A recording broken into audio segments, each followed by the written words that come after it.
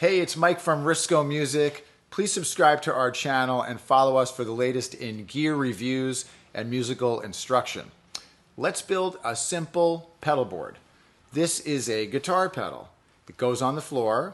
You stick a battery in there, or you can use an adapter, and then your guitar cable comes out into one side, then you run another cable out of this side, and it goes into your amp, and they create a variety of different effects and functionality, and they're usually quite simple to use with just a few self-explanatory knobs.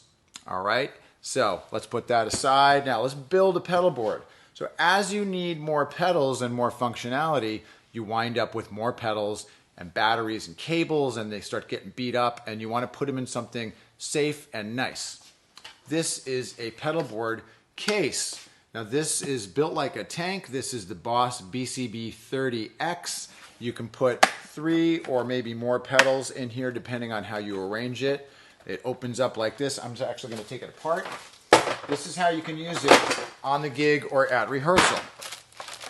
All right, this comes out. I'll explain what that cable is in a second. So here's the pedal board. It has foam in here. You can cut these sections out and stick your pedals in here.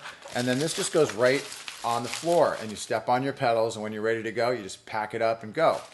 Now, it also comes with this daisy chain cable, and this works really well. I'll explain how that works while I talk about this pedal here.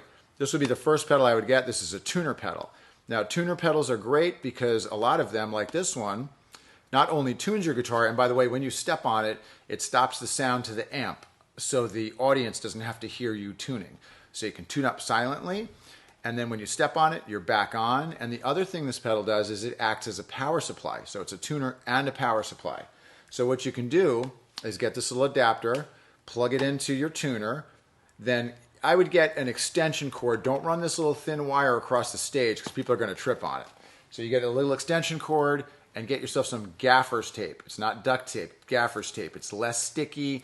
You can put it on cables, take it off. There's no glue or residue left on your cable. So gaffer's tape. Then you get your tuner, plug it in with this, and then that cable that comes with the pedal board is a daisy chain cable.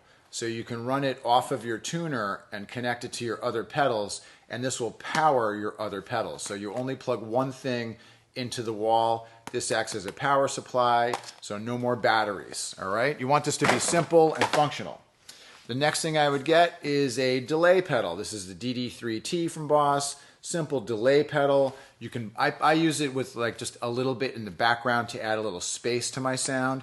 So you've got tuner and delay, and then some kind of distortion pedal.